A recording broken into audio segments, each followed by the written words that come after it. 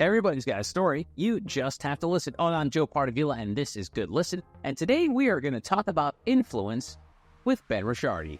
Ben is a master brand builder, marketing strategist, and influencer. We're going to talk about why everybody wants to be an influencer and what it takes to be a successful one. And guess what? It's not easy. Ben, welcome to the podcast. Thanks so much, Joe. Good to see you again. I know we did this many years ago, and it's good to be back at it. Yeah, that was back in the pandemic, and we're going to talk about that later. But first, I want to talk about influencers. I know you're too humble to say this, but I think you're the influencer's influencer. You know how to play the game. And I read a stat a couple of years ago that said that half of Gen Z want to be influencers when they grow up. So when you hear that stat, that half of the future leaders of the world want to be influencers, what do you think about that? Well, I don't love it. And I'll explain to you why. We've watched this iteration, right, of get-rich-quick schemes. Here's how to build your personal brand, like all that stuff. And if you notice on my page, like, I don't really sell anything. I'm not really trying to sell a course. I'm not doing anything. My day-to-day is I work 60-plus hours a week, if not a lot more, on running a full-service creative, social, and digital agency that works with major brands. Right now, we're really focused on challenger brands. And when people hit me up that have 1,000, 2,000, 500, 3,000 followers and go, I want to be an influencer, my major statement to them is, first off, what are you bringing to the table? What are you influencing? Because it's a very crowded space. Everybody feels like they want to be in front of the microphone now and this, that, and the other thing. And as somebody who, my story of starting out this side of stuff was really a social experiment more than anything. I was dating a girl. She didn't really love social media, didn't want me to have a big following. I had come from a space where I hosted a TV show on the WB. I've always been in front of the camera. I was a music artist. And when we broke up, I was looking at my clients, and all my clients would say to me, like, hey, so how do you know how to build social media? And this was, mind you, over a decade ago. And I couldn't really give them a great answer. And so at the time, what I first started with was I took my dog at the time and started building his Instagram following. At one point, I got it to 100K, and then we stopped. But then it was coming off a period of Vine. I don't know if you guys remember Vine. 6 seconds of glory, man. Yeah, so my brother owns a brand called Popular Demand, and one of the big ways that Popular Demand had a lot of success was that all the Viners were Popular Demand. So they would all come by the office, whether it was King Batch, or whether it was Leanne V, or whether it was Dave Storm, or I could go on. And I was watching all of them, and then Instagram started. And some were against it, some were for this. And so I decided, I'm like, let me be on this kind of early. Let me kind of start this. So I started a bunch of early methods of how to grow my following and got to 15K, then to this. But the real idea was to show that I knew how to blow up social media so that when I went and sat down with Shoe Palace at the time, I could say, here's what I would do with your social digital footprint. And then it was like, okay, so what are you going to talk about? And then that started. And really the video that started it all for me, and I know I've kind of gone on a tangent off your question, but the video that started it all for me is, I don't know if you know my backstory of, I was always, since I was 10 years old, wanted to live in LA. I grew up in a really small town with one stoplight. Go on my IG, you can see the video. I just went back there. And there's 4,000 or 5,000 people in it. 400 kids in my entire high school. And I was the big personality in my high school. And I was like, I'm going to go to LA one day. Never been there. Knew nothing about it. Knew the glory of the Hollywood sign. And when I was 21, on a Friday night, I got really mad at one of the members of my band at the time. And I was like, I'm done with this. I'm moving to LA. And on Sunday, so it's Friday, on Sunday, with really no clue what I was going to do, where I was going to go, where I was going to stay, looked for a place on Craigslist, found some random spot, and drove for 2.5 days with some of my really good friends, who now lives in LA, which is funny. and got here. And then had a really crazy situation happen with my place, and I ended up living in my car when I first got to LA. And so, mind you, this is when I first told this story. I had about 25,000 followers on Instagram, and I told this story of like, yo, it all looks like glitz and glamour. I had this huge office at the time. I had all these big clients. Everybody kind of knew me around LA, and I was like, well, here's my story. I told this story, and at the time, like, wasn't as much virality on Instagram yet, but the story got shared and talked about a bunch of times, and all of a sudden my following just started growing. Then somebody who was kind of helping me growth hack at the time was like, yo, let me throw that video up on a bunch of other Instagram pages. That video got on other Instagram pages. People started following me, and then I got to about 100K. It's like, ooh, maybe I'll like do this. But to come all the way back to your question, my biggest frustration is, hey, social media is a forum to distribute content that others want to see, feel, understand, get information, or just have a laugh or have some fun. If you feel like you can bring something different to the table, whether it's 1% different, 10%, 15%, start posting. And if the audience tells you that they want to see a lot more of it, they will grow. And as that's growing, then go after it. But the idea that you want to be an influencer, I think is not a great place to start. So that was my roundabout answer to it. No, I love it. I love how you answer directly in terms of like the why of being an influencer. And I almost feel like because we have become a generation and multiple generations of like, get rich quick, or like you mentioned, or like just instant gratification, obviously with the likes and shares and all that stuff. But what happens is people have sort of juxtaposed like being an influencer with being an actor or CEO or being an author, but not realizing all the steps those people took to get to that. And whereas with influencers, it's a low barrier entry. You got a phone, you could be an influencer. So they connotate like influencers with these other people, like entertainers, actors, whatever. And they're like, oh, okay, so I'll do an influence because I have a phone, but I'm not going to put in my 10,000 hours of developing what I'm going to be influencing about. I mean, on top of that, for me, the difficulty I have is 98% of my day is working on clients, on projects, on things like that.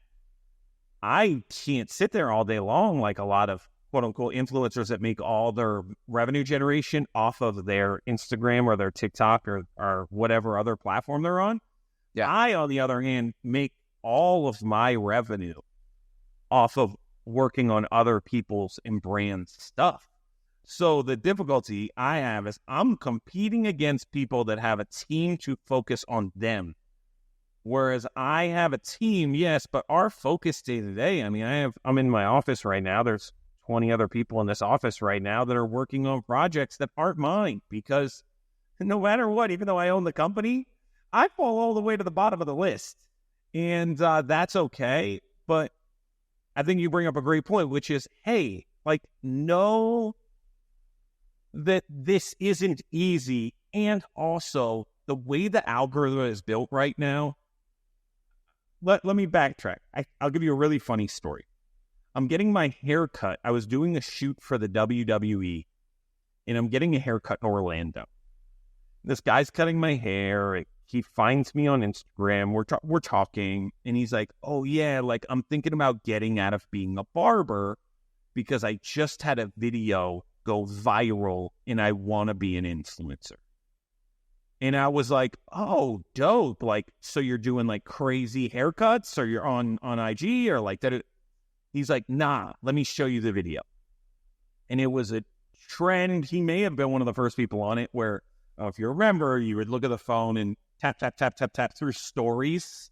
And it was like the quickest through stories. And he said, some little quote about how, like, and he's staring at the phone about how, like, the monotony of stories or something like this. And it got millions of views. And he's now ready to give up his career because this video that nobody cares that it was him. It was just funny, and it was a quick second and blip.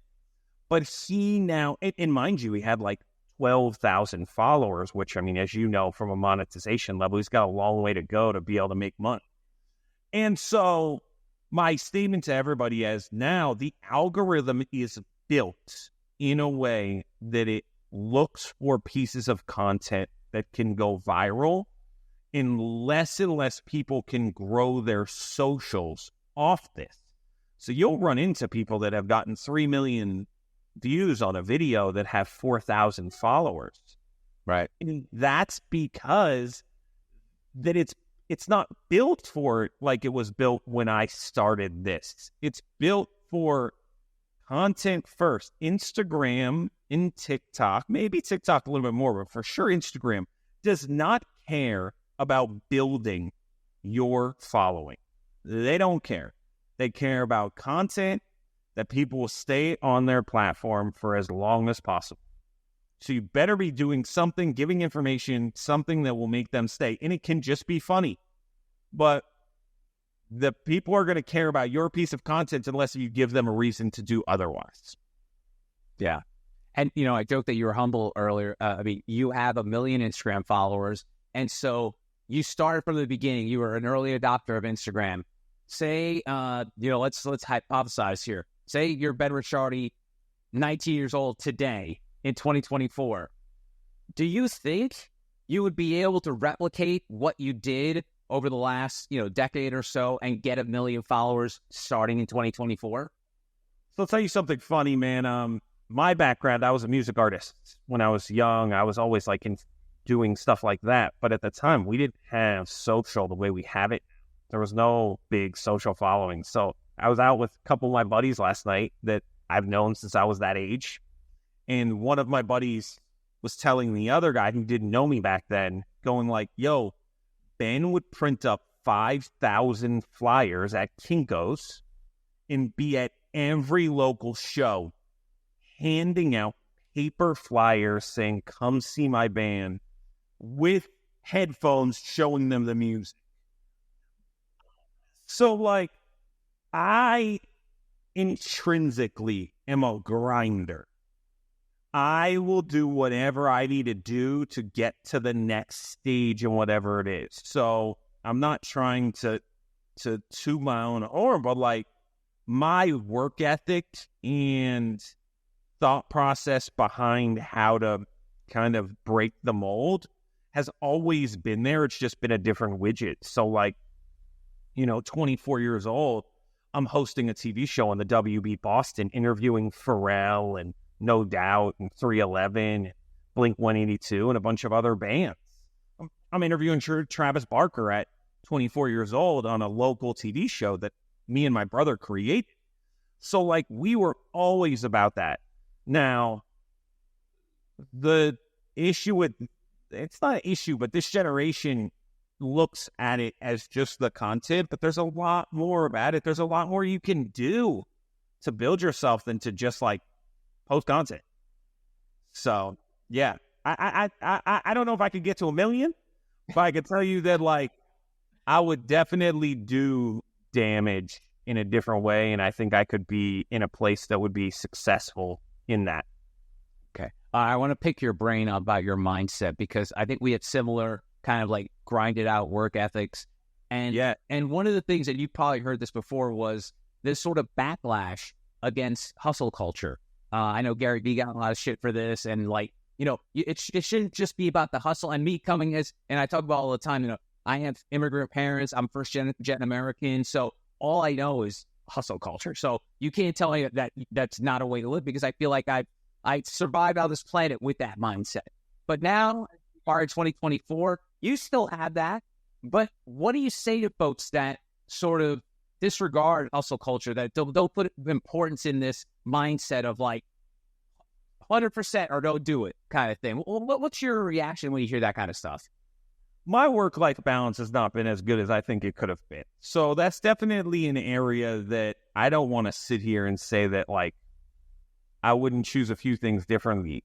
But as an entrepreneur, your hustle is such a big piece of it. And I think that I can't stress for somebody else, but if somebody's trying to be an entrepreneur now, I think you need to outwork or outsmart the people that are also chasing the same dream and the same projects and the same opportunities.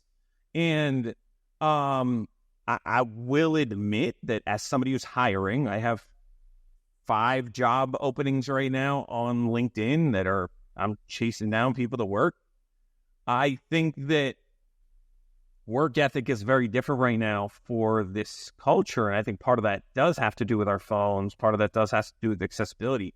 And I actually understand where people are coming from with a work-life balance and hours and things like that. And I have set a positive standard here that, like, I don't want people working on our work at 9 p.m. at night unless it's some crazy deadline. I want people to have a balance. But, like, when you're clocking in on anything you do, whether it's work for yourself, whether it's work for others, whatever, I think it's about the time that you're working on these projects that you're giving everything in your all. And that, to me, whether, I know one of the conversations of a lot of younger people is going to a 4-day work week. And hey, I'm not even going to sit here and say, like, I disagree. Sure, if you want to go to a 4-day work week and you're saying, let's do 4 days, 10 hours a week or something like that. To me, I don't care how many days you work, how many hours you work, what you do. If you clock in and crush it better than the next guy, that's everything to me.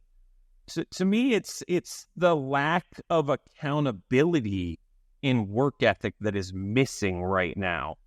It's less about this hustle culture of it all, because I get it. We should also live and enjoy life. We should.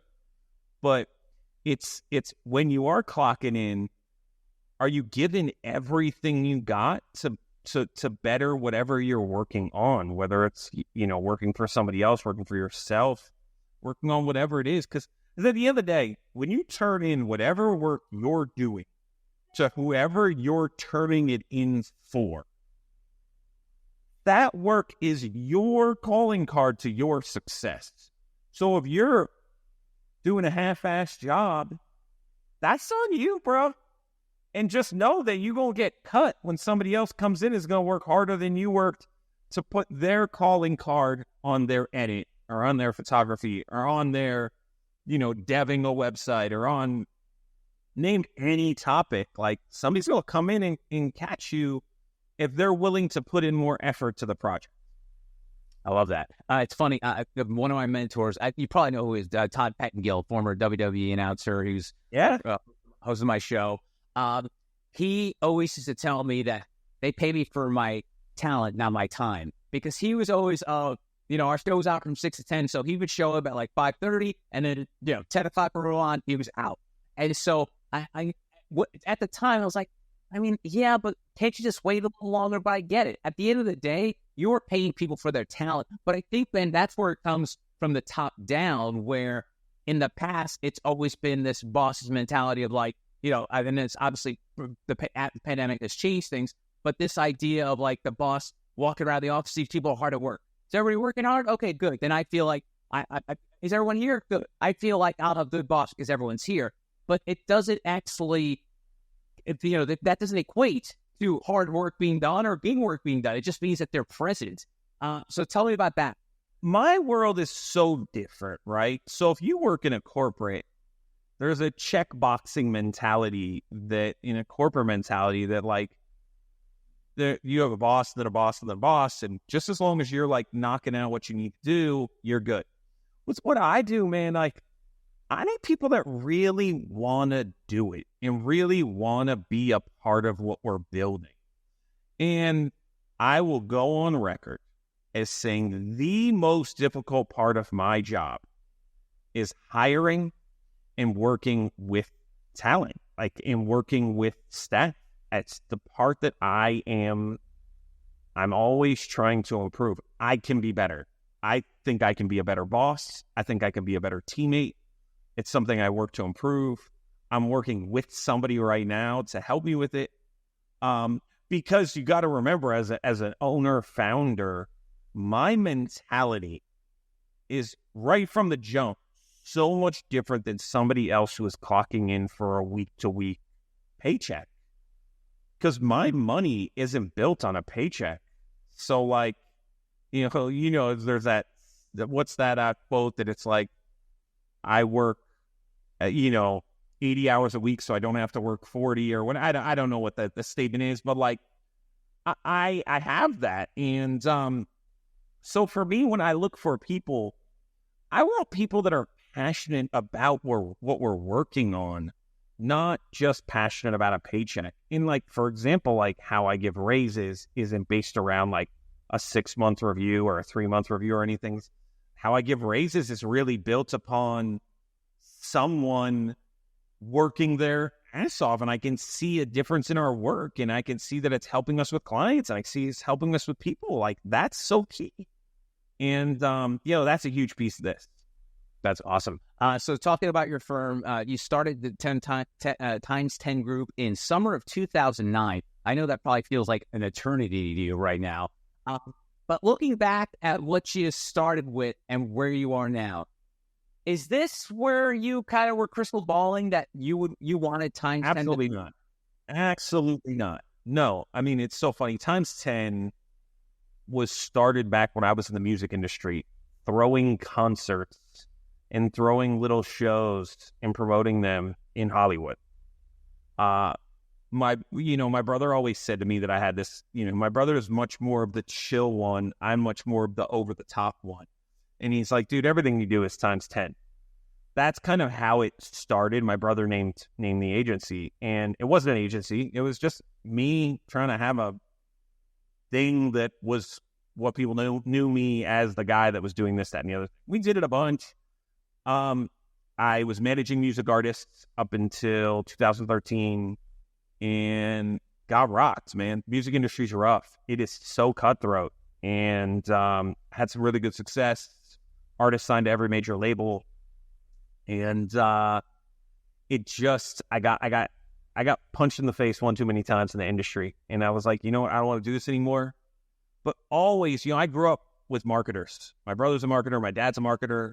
My mom even is. Like, I just come from it. I'm cut from it. Been doing it since I was a kid. So like, I love to blow things up. Didn't matter what the widget was. I just enjoy to make things get more eyeballs on them and make a lasting impression for people of why it was. When I put on concerts, I try to do it differently.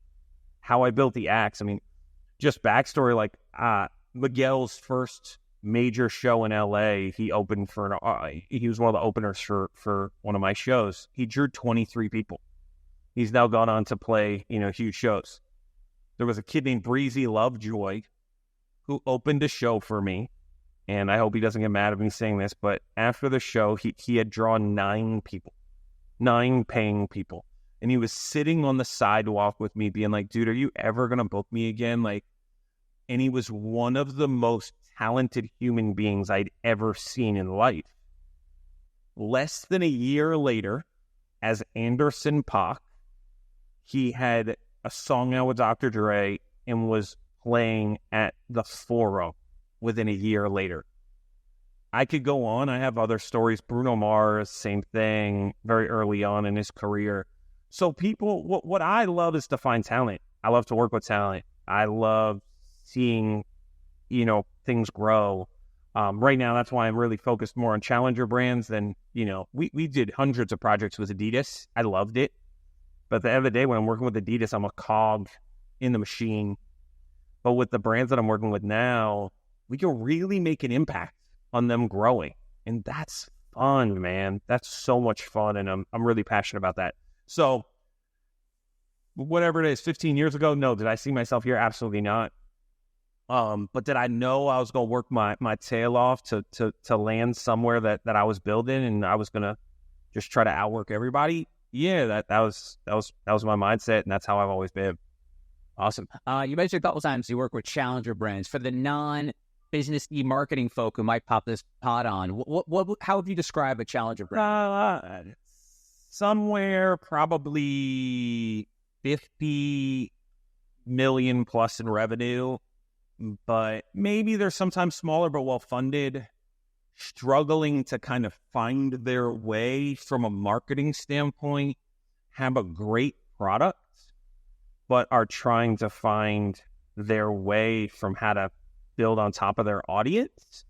Most of the time, they're within 10 years old, sometimes as early as a year old, and they're trying to disrupt or challenge a sector of brands that may have a lot of mainstays in them. And a lot of marketers won't take on these types of brands because they're like, oh man, you're a energy drink? Damn, you're going up against Red Bull, Monster, and the rest of them. And it's like, nah, let's do this. And I like to be told that it's not going to work because I'd just rather be like, okay, catch me on the other side, man. So, so that's really where I look at as challenger brands. I'm always open. We need budgets to make stuff work. I can't do it for free, but I'm always open to look at projects and opportunities and fight and claw for the brands to help them build. Let's connect. So, influencer and entrepreneur. So we started talking about influencers. We moved on to entrepreneurship. Let's connect those two because I feel the direction that the media landscape is going in is where everyone's got to have to self-produce everything because, the TV, I was talking to someone in the TV industry. Basically, unless you're a big name showrunner or have recognizable IP, you're not getting your TV show on. Same thing with movies, music, obviously, Spotify streaming upended that model. So now the idea of trying to build your brand, like taking the steps, using marketing that you use, Ben, but like building your brand through social media and then selling direct to consumer. That seems to be the way to go if you are a creative type, unless you're one of the, the one percenters, the Timothy Chalamet who's going to do college fine ads, but also be in movie stars. There's going to be a couple of those, but everybody else is either going to have to do it themselves or fight for the scraps. Yeah, absolutely. I mean, I think that the old school mentality is not there. I mean, first off, especially on content, right? So if you're a brand out there and you're like spending a crazy amount of money on a 30-second hero commercial, I just think those shoots are not super important unless you are a tier one. But what you got to look at is death by 1,000 paper cuts, meaning how are you hitting your consumer 10 to 20 different ways so that they go, oh, I really got to try that. And how are you doing it? Because what you're saying is completely true. Like, it's not working the same way as it used to work. It's harder to cut through the clutter. And so you have to do it the way I'm talking about, unless if you're ridiculously funded and you can just do it yourself. And you're like, I have $100 million. I can just force my way into the conversation. If you're not, I mean, you have to kind of be a lot more scrappy. Yeah. And tell me about pandemic life, because I know the last time we spoke, you started working, trying to build other companies. I think you laid off a bunch of your folks. What was that like? Because I know you've been through the good and the bad, but like, what was it going through that and then coming out the other side like? I was thankful. I worked really hard. I would be the first to say, when I received the PPP loan, I took every penny of that and put it to bringing back team members, on staff members. Because what I explain to people in my world is my staff is I can't do this by myself. And I can come up with the craziest ideas for brands, but if I don't have a team to help me execute it, it's just not going to work. And I've had great teams over the years. Yeah, I mean, 2021 was an incredible year. There was a lot going on. There was a lot of opportunity. We were coming out of this wild time. Everybody was consuming everything. 2022 was a little more of a kind of a feeling out period. I'll be straight with you. 2023 was brutal for me. And it was a very, very tough year trying to figure out this landscape is changing so fast. I think loyalty is gone in a lot of sides and characteristics. So knowing all that, 2024 has been an incredible year for me. I've worked really, really hard and focused on building myself better and being more self-reflective, looking at how I work with others, looking at how every aspect of this. And I'm very thankful of the people I'm working with, the brands I'm working with, the opportunities that are coming. But it's been a wild few years for all of us. I only think it's probably going to get a little bit more wild, especially with everything that's coming up over the next 3-4 months. But yeah, I mean, I'm thankful. I don't look back at any moment, and I look back. There's definitely some scars, but you know that when you look down at scars, that's what you learn from. Yeah, that's what you learn from. And how do you? If all you do is focus on the past for the negative, it's not going to help you for the future. And for me, I'm very thankful of where I'm going, what I'm doing, who I'm working with, and I'm thankful to anybody who's been a part of the journey, and we'll see where it all goes. that's good stuff. I wonder how someone in your shoes handles the fact that you mentioned constant change. I feel like, I don't know if it's the way I'm reading it, but like change happens faster than it used to. And what I mean by that is, and I bring up this example all the time when I'm doing like business podcasts, is for years, Wall Street told media companies, we care about profits. We don't care about it. We care about subscriber numbers. That's all we care about. Then one day, Wall Street, the person Wall Street woke up and said, yeah, we don't care about that. We really care about profits. And then all of a sudden, everything upended. The great Netflix correction happened. And so I wonder, like, what do leaders like you, when like on a dime, things change? Like what the goalposts, like shift every few years.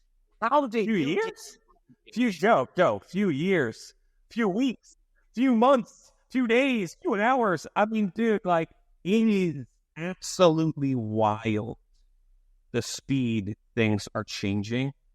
And I don't even think we've scratched the surface on how fast everything is going to change. I do a lot of videos about AI. My take on AI is that it is never going anywhere. It is always going to be a part. How do you utilize it in a way that's successful for you? It's all the way down to how we consume medicine, how we meet with our doctors. I have a funny story of where I had a 65-year-old doctor, nice guy, gave me some information years ago, and I just went to a new doctor who's in his 30s. And so mind you, a 65-year-old doctor learned on books, call it 40 years ago, that most likely were 20 to 30 years old when he learned from those books. Right. So you're talking about a man that is essentially giving me information off of something he learned that was made 70 years ago. Whereas I meet with the new doctor in his 30s who was raised on social media, digital content, and is used to consuming digital media. So he was talking to me about a whole myriad of different things that I'd never heard a doctor say to me. And I was like, holy shit. Like, this is wild. So when I look at life right now, if we engage and are willing to listen, we are going to receive information our brains can't even compute. But the more we can learn from it, the better it will become. Do I think it's all good? Absolutely not. Do I think deepfakes are insane? Do I think, a few nights ago they put out a Biden deepfake that's crazy? Yes, it's insane. But I think it comes to us as people, as consumers, as humans on this earth to use what we can as good and work to decipher from what is bad. I know I go on tangents like this, but I think these are the keys of how things are going to move in the future. For me, I want to know what's next with content, with social, with ads, with digital, with everything before my competitors do. And I'm always going to do that. I'm always going to, you know, I don't know if you knew this. I own @podcast on Instagram. I own the handle. Oh, wow. I've owned it for almost probably 8 years. I've not really done anything with it yet, and I now have come up with a plan. But for me, it's always going like understanding properties, understanding how to drive people to different places. So yeah, there's lots of different ways that I'm consuming and where things are going. Because if I don't do that, I'm going to be out of work and I'm going to be broke. I have to. I don't have a choice. You want me back in that car. Yeah, totally. All right, so let's finish with this. We opened this up talking about influencers. Generation Z, half of them want to become influencers. Sure. What's some advice for somebody who wants to be an influencer? What are the first steps? Take out the technology piece. That these kids are savvy. They know their shit. What are the first steps an influencer needs to take to go on that road? Because again, we talked about quick fixes. They want those 10,000 followers right away. Forget that.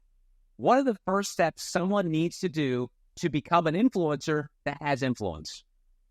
Okay, so what thing about people right now is they don't spend enough time researching. And to me, I would make a board of who is in a similar lane of where I think I should be. So if you want to be a fashion influencer, who are people that are doing it, that are crushing it? And who are people that are OGs? One of the problems that I do see a lot of is influencers I'll ask them, like, so who do you think you're similar to? And they'll be like, Mr. Beast. And I'm like, you can't do that. He's an OG. Even me, I've been in this too long. My following was built. You know, it's so funny. I've been stuck at 1 million followers for 3-4 years. Part of the reason is I gain 10,000, I lose 10,000. I gain 30,000, I lose 30,000. And I'm in this like perpetual thing. I think you got to figure out who you are, what you want to influence, and how you can take that and tweak it by about 10 or 15% and bring something slightly new to the table. You're never going to reinvent the wheel, but what is something that you can say, man, I want to consume that? And now work to get that out to an audience that you think will nail it. The next piece is don't do it on your own. Collaborate. Instagram has allowed you to become a massive collaboration tool. Find other people to collaborate. Look for people in the same size. If you have 5,000 followers, find somebody with 8,000 followers. Collaborate with them. Do something. Once you get to 15, find somebody with 20. So on and so forth. And then when you have 25, find somebody with 15 that's getting a lot of traction. So collaboration's key. And then stick to who you are, what you are, and build on top of it. And be relentless about posting content. The way this algorithm works is you can't go dark. You just can't. Awesome. I love it all. Love it all, Ben. It's been a great chat. If folks want to give you a follow, what is that Instagram handle before we go? At Ben times 10, TIMES10. I'm everywhere. And then I do check my DMs. I do check all 3 of the boxes of DMs. So you got thoughts, ideas, you want to ask me questions, I'll hop in there. I'll ask away. So feel free to reach out anytime. Awesome. Ben, thanks again for the time. I really appreciate it. No problem. And that'll do it for this episode of Good Listen. If you want to connect with me, you can go to Instagram, Twitter, or LinkedIn, Joe Pardavila, or on TikTok, J Pardavila. If you want to tell me your story, shoot me a note at joepardavila@protonmail.com. If you're listening on Apple or Spotify, please leave a 5-star review. That would be awesome. And if you're watching on YouTube, please leave a big old thumbs up. It's a small gesture, but it really helps my channel. Thanks again for checking us out. I will see you next time.